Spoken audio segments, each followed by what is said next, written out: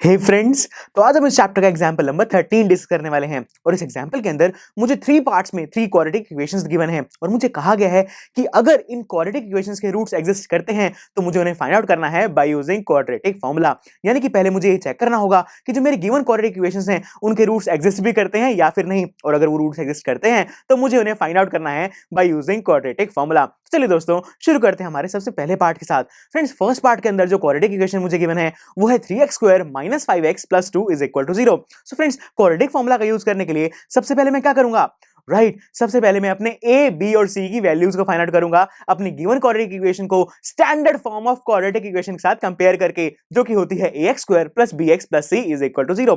So friends, सबसे पहले जब मैंने ax² को 3x² के साथ कंपेयर किया तो मेरे a की वैल्यू आ रही है 3। उसके बाद जब मैंने +bx को -5x के साथ कंपेयर किया तो मेरे b की वैल्यू आ रही है -5, और बिल्कुल इसी तरीके से +c को +2 के साथ कंपेयर करने के बाद मेरे c की वैल्यू आ रही है +2। यानी कि दोस्तों मेरे पास मेरे a, b और c की वैल्यूज तो आ चुकी हैं, यानी कि मेरा फर्स्ट स्टेप तो यहीं पर कंप्लीट हो गया है। तो चलिए बढ़ते हैं सेकंड स्टेप की तरफ। फ्रेंड्स, सेकंड स्टेप में हम क्या करेंगे, हम चेक करेंगे कि जो हमारी गिवन क्वाड्रेटिक इक्वेशन है उसके रूट्स एग्जिस्ट भी करते हैं या फिर नहीं, और ऐसा करने के लिए हम अपने a, b और c की वैल्यूज को b² - 4ac के अंदर सब्स्टिट्यूट करके सॉल्व करेंगे। सो फ्रेंड्स, सबसे पहले है मेरे पास b² यानी कि -5 का स्क्वायर -4 मल्टीप्लाइड बाय a यानी कि 3 मल्टीप्लाइड बाय c यानी कि 2। सो फ्रेंड्स, ये जो -5 का स्क्वायर है ये होगा 25। उसके बाद है -4 * 3 * 2, इट विल गिव मी -24। और फ्रेंड्स, 25 - 24 = 1 होता है। यानी कि मैं कह सकता हूं कि जो मेरा b² - 4ac है उसकी वैल्यू आ रही है 1, विच इज ग्रेटर देन 0। यानी कि मैं कह सकता हूं कि जो मेरी गिवन क्वाड्रेटिक इक्वेशन है उसके रूट्स यानी कि सॉल्यूशंस एग्जिस्ट करेंगे।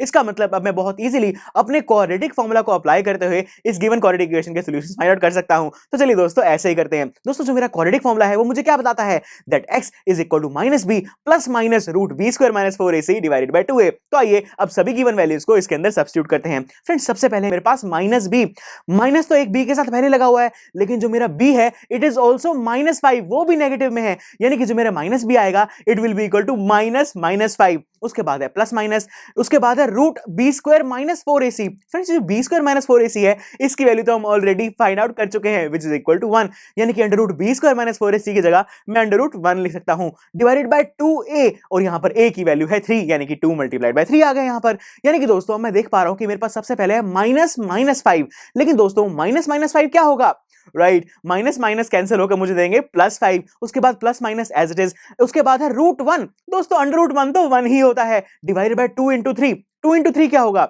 2 × 3 होता है 6। यानी कि मेरी इक्वेशन आ रही है दैट x = 5 + -1 डिवाइडेड बाय 6। यानी कि दोस्तों एक बार मैं यहां पर प्लस साइन को कंसीडर करूंगा और एक बार माइनस साइन को कंसीडर करूंगा तो मेरी x की दोनों ही वैल्यूज आ जाएंगी। फ्रेंड्स, जब मैंने प्लस साइन को कंसीडर किया तो मेरे पास इक्वेशन आ रही है x = 5 + 1/6, और जब मैंने माइनस साइन को कंसीडर किया तो मेरे पास इक्वेशन आ रही है x = 5 - 1/6। सो फ्रेंड्स, जो मेरी x की फर्स्ट वैल्यू है उसमें है 5 + 1। 5 + 1 क्या होता है, 6 होता है, और 6 को जब मैंने 6 से डिवाइड किया तो मेरे पास आंसर आ रहा है 1। यानी कि मैं कह सकता हूं कि जो मेरी x की फर्स्ट वैल्यू है, यानी कि जो फर्स्ट रूट निकल कर आ रही है क्वाड्रेटिक इक्वेशन की, वो है मेरे पास x = 1। तो आइए बिल्कुल इसी तरीके से हम सेकंड रूट भी फाइंड आउट कर लेते हैं। फ्रेंड्स, सेकंड रूट के अंदर मुझे दिया हुआ है x = 5 - 1/6। दोस्तों 5 - 1 होता है 4, और 4 को जब मैंने 6 से डिवाइड किया तो मेरे पास आ रहा है 2/3। यानी कि मेरी x की जो सेकंड वैल्यू है वो है x = 2/3। यानी कि दोस्तों इसी के साथ जो मेरी गिवन क्वाड्रेटिक इक्वेशन थी उसकी दोनों ही रूट्स को मैंने फाइंड आउट कर लिया है, which is equal to x = 1 and x = 2/3। तो दोस्तों इसी के साथ हमारा फर्स्ट पार्ट तो यही कंप्लीट हो गया। तो चलिए बढ़ते हैं हमारे सेकंड पार्ट की तरफ। दोस्तों सेकंड पार्ट के अंदर जो क्वाड्रेटिक इक्वेशन मुझे गिवन है वो है x² + 4x + 5 = 0। तो दोस्तों इस इक्वेशन के लिए भी मैं सबसे पहले क्या करूंगा, सबसे पहले मैं अपने a, b और c की वैल्यूज को फाइंड आउट करूंगा अपनी गिवन क्वाड्रेटिक इक्वेशन को standard form of quadratic equation के साथ कंपेयर करके, जो कि होती है ax² + bx + c = 0। So friends, जब मैंने ax² को x² के साथ कंपेयर किया तो मैं कह सकता हूं कि यहां पर मेरे a की वैल्यू है वो होगी 1, क्योंकि x² के साथ कोई भी नंबर नहीं लिखा हुआ, और जहां कोई नंबर नहीं होता वहां पर हम 1 तो लगा ही सकते हैं, और इसीलिए जो मेरा a है उसकी वैल्यू यहां पर 1 आ गई। उसके बाद जब मैंने +bx को +4x के साथ कंपेयर किया तो मेरे b की वैल्यू आ रही है +4, और बिल्कुल इसी तरीके से +c को +5 के साथ कंपेयर करने के बाद मेरे c की वैल्यू आ रही है +5। तो दोस्तों मेरे a, b और c की वैल्यूज तो आ गई, यानी कि मेरा फर्स्ट स्टेप तो कंप्लीट हो गया। अब हम क्या करेंगे, अब हम चेक करेंगे कि जो हमारी क्वाड्रेटिक इक्वेशन है उसके सॉल्यूशंस एग्जिस्ट भी करते हैं या नहीं, और ऐसा करने के लिए हम अपने a, b और c की वैल्यूज को b² - 4ac के अंदर सब्स्टिट्यूट करके देखेंगे। सो फ्रेंड्स सबसे पहले मेरे पास b² यानी कि 4 का स्क्वायर -4 मल्टीप्लाइड बाय a यानी कि 1 मल्टीप्लाइड बाय c यानी कि 5। और फ्रेंड्स जो 4 का स्क्वायर होता है वो होता है 16, और जब मैंने 4 into 5 किया तो वो आया 20, यानी कि मेरे पास आ रहा है 16 - 20, और 16 - 20 क्या होगा, it will be equal to -4। यानी कि दोस्तों मैं कह सकता हूं कि जो मेरे b² - 4ac है उसकी वैल्यू आ रही है -4 विच इज लेस देन 0।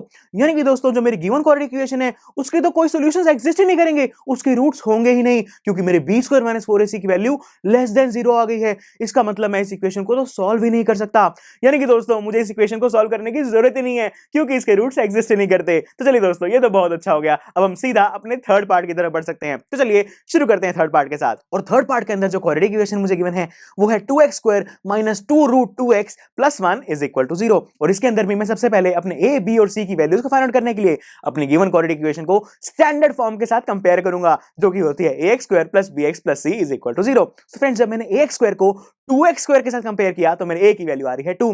बिल्कुल इसी तरीके से जब मैंने +bx को -2√2x के साथ कंपेयर किया तो मेरे b की वैल्यू आ रही है -2√2। बिल्कुल इसी तरीके से c को +1 के साथ कंपेयर करने के बाद मेरे c की वैल्यू आ गई है 1। तो दोस्तों मेरे a, b और c की वैल्यूज तो आ चुकी हैं। अब मैं अपनी गिवन क्वाड्रेटिक इक्वेशन के रूट्स एग्जिस्ट करते भी हैं या नहीं ये चेक करने के लिए इन सभी गिवन वैल्यूज को मैं अपने b² - 4ac के अंदर सब्स्टिट्यूट करके सॉल्व करके देखूंगा। सो फ्रेंड्स सबसे पहले है मेरे पास b² यानी कि -2√2 का होल स्क्वायर, उसके बाद है -4 मल्टीप्लाइड बाय a यानी कि 2 मल्टीप्लाइड बाय c यानी कि 1। सो फ्रेंड्स ये जो -2√2 का होल स्क्वायर है इट विल गिव मी 8, और जब मैंने -4 और 2 को मल्टीप्लाई किया तो मेरे पास आ रहा है -8। तो दोस्तों 8 - 8 क्या होगा, it will be equal to 0।